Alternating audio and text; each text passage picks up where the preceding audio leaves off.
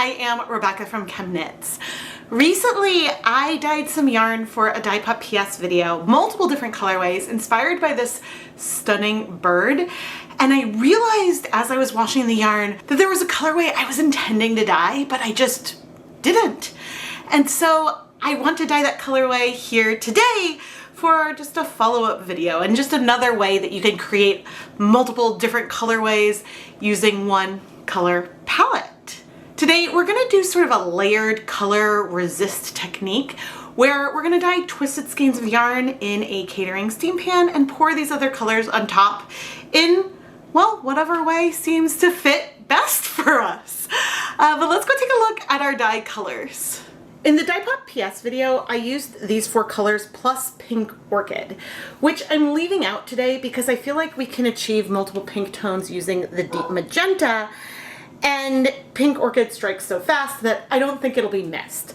So we'll use deep magenta, lichen, Kelly green, and forest green. I put on my deluxe rubber respirator mask, safety glasses, and gloves to measure out and dissolve our dye colors. I measured out approximately 0.3 grams of our pink, 0.3 grams of the brighter Kelly green, a half a gram of the more muted brownish lichen color, and then 1 gram of forest green. I can always measure out more dye later on if I feel like I want more color, but this gives us just over 2 grams of dye total, which I know is a quantity that will work totally fine on 300 grams of yarn.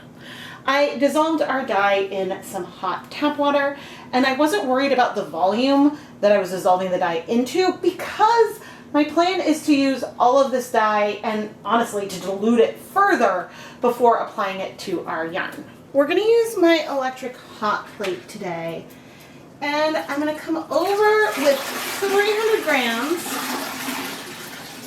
of Knit Picks Stroll fingering weight yarn. This yarn is 75% superwash merino wool, 25% nylon, and I'm twisting the skeins to have them in the pan. Now the pan is not going to be very crowded, but at least for this first layer, I'm twisting it pretty tightly, and I have not yet decided what color I'm going to layer on first. Ooh, because this might be similar to something I dyed in Dyepot PS. And we may decide to do something completely different. I might decide to do, well, I might do 2 greens on this layer. I don't know. The colors are definitely going to move a lot though, because you can see that we have gaps in between the skeins. But one thing that is important as we get started is that I want to start with a fair amount of water. I don't think there's soap in here. There might be, that's a little weird. But I found that if I start in the first dye I add, if there's not water in there already, then the dye is going to go through the skein more. And we want some resist. So I'm now going to start heating things up, and I'll straighten out the camera, and then we'll start adding our dye. I was about to prep some dye to pour on, and then I realized we have not added any acid yet.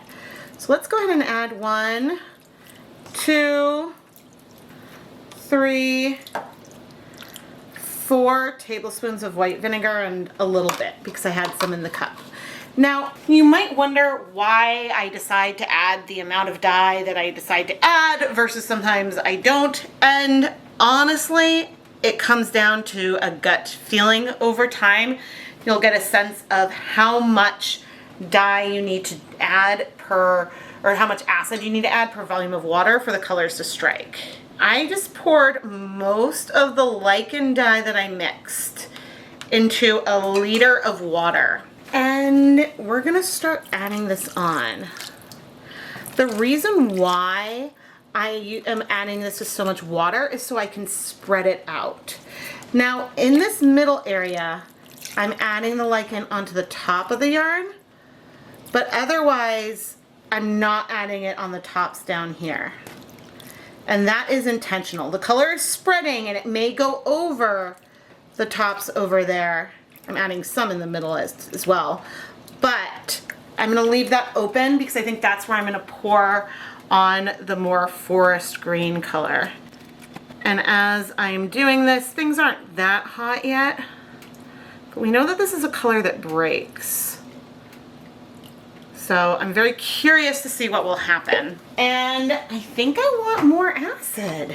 I have a tiny bit of the lichen left. I think we might wait before I bring that in. And to my container that is just off camera, I'm gonna add 1, 2, 3 tablespoons of white vinegar. I'm gonna fill it up to about 500 milliliters of water.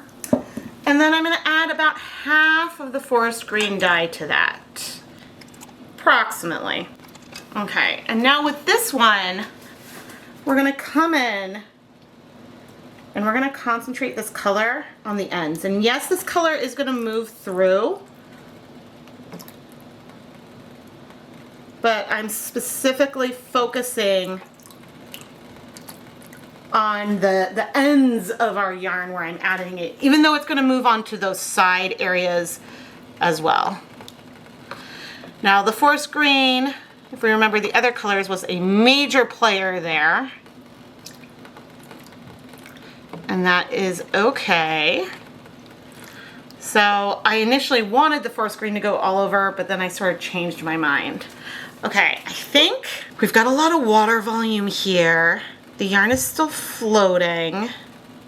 And I can see some of that forest green coming down along the sides. I am both hesitating and thinking about what I want to do, but let's go ahead and wait 10 minutes before we come in with any more color and just see where things are. The amount of color in here has definitely decreased a little bit, but look at those colors. That is so fun. Lichen definitely breaks. Ooh, okay, and the colors on the side are a much lighter green than what we have along the top here. Okay, that is both good and fine. I think because we added so much water volume, that also contributed to things not striking that fast because things were therefore not that hot. Okay, to the last little bit of lichen I had left, I have just probably about a cup of water. And I'm once again focusing this on this middle section. We did move things a little bit, so that is gonna allow us to bring this color through a little more. Okay, we've got that. And then as for the rest of our forest green, I'm considering it's sort of a two-pronged approach. I'm going to add it to around 300 milliliters of liquid. I want to make sure that there's space so I can add a big volume when we add our other colors. And to this I'm adding 3 tablespoons of white vinegar. And I'm gonna come in and focus this on these ends, but I'm being a little sloppier than I was last time. And by sloppier, I mean I'm letting more of this go into the water as well as on top, and then hoping that that color will sort of move down the sides onto the sides of our yarn, but if it doesn't, that's okay. And so this is just a little reminder that you do not have to, when you're doing a technique like this, apply the color all over. You are absolutely welcome to, but you don't have to. You can do a whole rainbow like this and let the colors spread and just have bits showing. You can always sort of modify and play along with it. But anyway, I am going to heat this. Goodness, I think we're gonna need a fair amount of time, so I'm gonna heat this for 20 minutes before we come back and do the next color, because I want to absorb most of the color before we add more. I don't currently have a yarn mop. If after 20 minutes we still have some color in here, I might add another skein to soak up some of the color, but we'll see where we are after 20 minutes. It's been 20 minutes and we have a lot less dye in here, but you can see we still have color. So I'm gonna go get a yarn mop. One thing I don't know is it's possible we'll lose some of those dirtier, as I say in sort of air quotes, green sections over time, because some of that color might get covered up with the next twists. But what I'm doing here is bringing in a new skein of yarn to show both there's not that much color left, but also we do have some color left in here. And by bringing this yarn in, that's going to help us really start to soak some of it up. And it's not even in all the way, but let's go ahead and remove our main colorway. Oh good, we have tons of white left in here with our greens. If I show you this way, you can see more of those different greens on here. This way we'll be able to give the yarn mop more of a free rein. But this is pretty, very, very pretty. I haven't decided if I'll move the zip tie before we do the next round or not. Sometimes I move the zip tie. Oh, that's our yarn mop. I was like, oh my gosh, there's no color. Why is there no color? It's because it's the mop. And so in removing the yarn, some more of the color did definitely strike, but this is giving us an opportunity to, again, soak up some of this color. We should have plenty of vinegar in here. And we may end up with some grays left in here. I'm surprised. I guess maybe there's some black in forest green maybe, or in lichen. I'm going to leave this just for about 5 minutes, and then we can put the yarn back in. You can see that it's a bit of color, but it's not that much, which is good to know. So I'll see you in 5 minutes. I'm getting pretty glad that I did not do this as part of the other video because things are taking longer than I expected. The water is a little bit gray, but we're going to carry on. And I am not going to, I'm going to twist in the same direction, and I'm not moving the zip tie very much. And you can see how much more white we have exposed, but we do have some of our other colors exposed as well. Let's see, there's definitely an attempt to have things not be exactly the same and to expose a bunch of white, but I also know things will untwist. I'm gonna have to manually twist that end a little bit more. It's sometimes easier doing this with more yarn in the pan versus less, because then you have the yarn there keeping itself from untwisting. Okay, I'm gonna try to keep this more out of the water as I start the twisting, and then bring it in. Yeah, okay, there we go. And now let's get ready to add our pink. Okay, I have about 500 milliliters of water, 2 tablespoons of white vinegar, and I'm gonna be adding there might be some dregs left, but almost all of our pink dye in here. Okay, and this time, instead of pouring the dye over on top of the yarn, I'm trying to make an effort to pour it more into the water. Some may be on top, and that's okay. But I can move this aside a little bit, add some dye in there, add some dye in here, add some dye all around so it can travel, trying to find little pockets where maybe there was less. And then another thing I'm going to do differently this time is I am going to help this dye move over on top of the yarn. So rather than having sort of darker patches of the pink, a lot of it's going to be lighter. Even though we will have some darker areas, this allowed me to distribute it more all over the yarn. Now I'm choosing to spoon the dye over versus press because I want the dye to be more on the outside versus having it sort of pushed into the center of the yarn. We want that resist there. We have a tiny bit more dye I can add. Just rinsing out the cups, adding that, and now we need to let things heat back up. This is why I keep adding acid with each of them too, so that way I'm not diluting that too much. But you'll notice things are steamy, but we haven't quite hit a rolling boil. It's because we have a ton of water in here. I probably should have heated this on my gas stove and then brought it over. That might have been a better plan, But hindsight is 20/20. So let's go ahead and wait 15 minutes and then we'll see where we are. Okay, it's been 15 minutes and some pinks can take a long time to strike, but deep magenta is not typically one of them. And so I'm hoping with our yarn mop we can soak up a little bit of this color. It's not happening that quickly. What is going on today? I am perplexed. I mean, I know that it's a surface area thing and that's why it takes longer. And maybe we just really aren't that hot. But at this point, okay, our yarn mop is in. I'm gonna start removing our yarn here. And I think I will shift the zip tie before the next layer, but ooh, I got a peek. We still have some beautiful, ooh, I almost don't want to over dye it. Oh man. The bright pink and the way that layers on the forest green to make it so dark is so pretty. Oh man. I'm like, it'll be pretty with the other green on it. I'm gonna continue on and add that. But Rebecca, I think you need to do a dip dye or a colorway that is just forest green and deep magenta.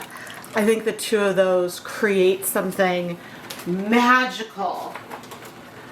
Oh, the hints of lichen don't hurt. I love how earthy lichen is, and it's not a bright green like was in the picture, but it's still there, just subtle, and sort of intentionally adds some brown-ish to things that otherwise might not have been there. Let's go ahead and see how much of this pink we can soak up. Oh, how long are we gonna wait? Let's wait 10 minutes and see where we are. I think that we're just not hot enough, and it doesn't help that I keep adding large volumes of water and that I'm on the electric hot plate, which doesn't get as hot as, say, the gas burner. Okay, 10 minutes, I'll be back. We're 7.5 minutes in and I'm tired with it. Hot plate, you are wonderful. I do love you, but we're not that hot and I'm moving to the stove. I always turn off the hot plate and unplug it is what I was meaning to say when I move it. But we should be able to get things hotter faster here. And it's funny because I use the hot plate sometimes to try to think, gee, could we set me up a studio somewhere else? And with larger volumes of water, I think the thing that I normally would do would be to heat things here so that way I have hot water to add over there. So that way it doesn't take as much effort to heat things up. So yeah, the timer is gonna go off in a sec, but I'm gonna give this 5 more minutes here and we'll see how hot we can get it. But yeah. Oh dear. We have bubbles! We have bubbles! Oh, I'm so happy. We still definitely have some little bit of color in here, but that took care of the most of the pink. Sometimes it's a temperature thing, man. Okay, before the last color, I'm shifting the skeins both like inside out a little bit, but I also attempted to move the zip tie down halfway, so such that where we had the lichen is now at either end, and where we had the forest green is now more in the middle. Also, which is a little hard for me to show on camera, I attempted to shift things inside out a little bit, so you'll notice we're seeing a lot more white at either end.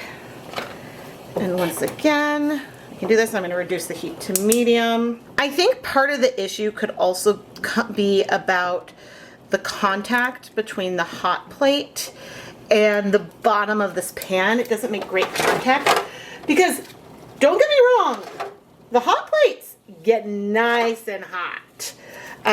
Things are quite hot, so I don't really know what to say. But what I can say is that this color is so romantic, and I'm really, really excited to see what this brighter green is going to do to it. Okay, this time, oh dear, where's my spoon? This time I don't have any additional acid, but I do have our dye in 1 liter of water.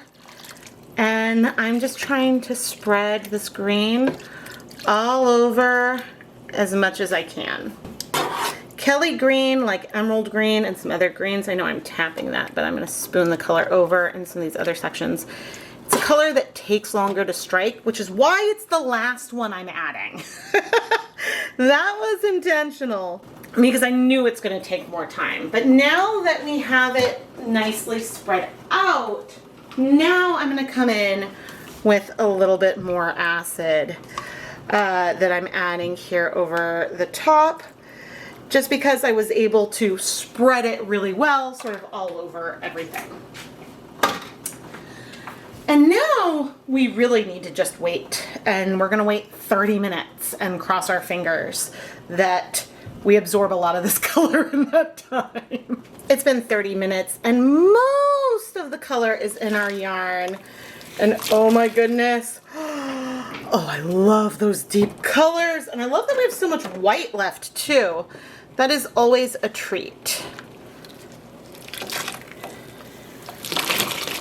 Because sometimes, ooh, that zip tie's warm. Sometimes something I'll do at this stage would be to untwist the yarn to let it finish setting. But I think that preserving the white in here adds to the like floral garden effect. So here we have a larger white patch, but that's okay and it's beautiful. Now, there's not a ton of green left. I have a feeling that this yarn amount's going to end up like a lot of yarn amounts do, sort of like a dusty pink. But I'm going to go ahead and heat this in here for 30 minutes. That'll finish setting its color. Not that there's a ton of color left to soak up. But then after those 30 minutes, I'll turn off the heat, I'll remove the yarn, let everything cool, and then I think we'll wash it likely tomorrow morning at this stage. Sometimes I'll wait overnight before washing things, unless it feels more time sensitive, like I have stellina in the yarn or something, and I don't want it exposed to acid too long. But for this, waiting overnight won't hurt. Yay, so fun. Let's wash all of our yarn here together. Sometimes I end up leaving those Leave No Dye Behind skeins to wash completely off camera. And a reason why sometimes it's like that, sometimes I include it here, it depends on if that yarn has cooled, plus how much yarn total I have in our project. I'm adding some dish soap. I totally forgot the word for a second, dish soap. But I think one other thing about this project that has me really happy is that we have another type of yarn mop from what I had done last time. Because I'm using it to soak up liquid dye versus powder. But oh my gosh, those colors in there. You know, there was a part of me that was unsure about whether I wanted to add that bright green at the end. And you can debate that later on, but I think it brings a lovely dimension to our project. But I'm gonna fill up the basin with water. Okay. And this is helping us rinse out that soap. But the awesome thing is we have no color bleeding, and that makes me happy. So I'm gonna put the yarn through my spin dryer, hang it up to dry, and we'll take a closer look. Here we have our yarn. There's a reasonable amount of dye lot differences between the 3 skeins, namely in the amount of white there is and how long those white patches are. But I always recommend with any hand-dyed yarn that if you're going to use multiple skeins in one project, blend them together a little bit. Alternate skeins, or at least before you transition, don't just transition cold turkey. In the few rows in between the transition, alternate rows or rounds. Just look at this blending of color. Oh my gosh. And that lichen is coming in really small ways. I think a lot of it has been taken over by the other colors, but it adds some like earthiness to the yarn in this really, really pretty way. Does our yarn mop go with the colorway?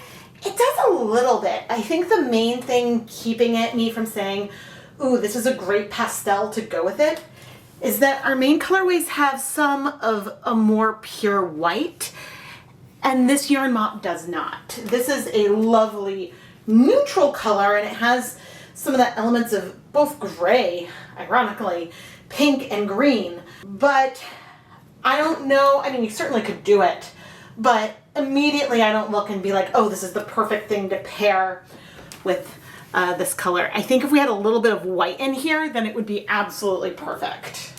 I really enjoy dyeing yarn twisted in a steam pan. In the past, I used to do a lot more of twisting the skein up like this and then kettle dyeing it to layer on those colors, but it is a little faster and gentler on your hands because you're not squeezing out as much hot yarn to do things this way in the pan. Plus, I can usually easily fit 500 grams, maybe even 600 grams of yarn twisted up. It's just the more crowded the pan is, then you get a little bit more resist along the sides of the yarn as well, versus just maybe on the interior where the twists are located. I've brought over the 3 colorways I dyed in the Dyepot PS video, and I think that there's something in this that works super well. I think that if you were going to arrange the yarn maybe like this, you lose some of the white as you go across, and so you sort of increase the amount of that darkest green that you get. Ooh, imagine doing this and then doing a super dark green for the last one as like a tonal. Ooh, or again, maybe not this pastel, but you could do something soft on the other side, but this doesn't quite work. It could work, however, in combination with the dark skein as more like of a neutral to pair it with. It's just, it doesn't quite work with this set of 4 colors. I am Rebecca from ChemKnits, and I really look forward to hearing what you think of this colorway. Do you want to see me do more challenges to myself to create multiple different colorways with the same palette and try to do it in a way that maybe they could be used together, so that way you have things that are similar but not so similar that if you were to transition from one to the other, you might not really notice that much? Of course, subscribe and turn on notifications if you never want to miss a new video. And if you want to give input into how the Dyepot PS series comes about and the direction that those videos take, go and check out the ChemKnits Patreon. Every month there is a poll for the theme of the following month's video, and so you get to pick. Sometimes it's an inspiration photo, sometimes it's a dyeing experiment, sometimes it's a fiber content, and I use that information to also help decide where to go with some things for the Dyepot weekly series as well. You can find more information over at patreon.com/ChemKnits. I am Rebecca from ChemKnits, and thank you so much for watching.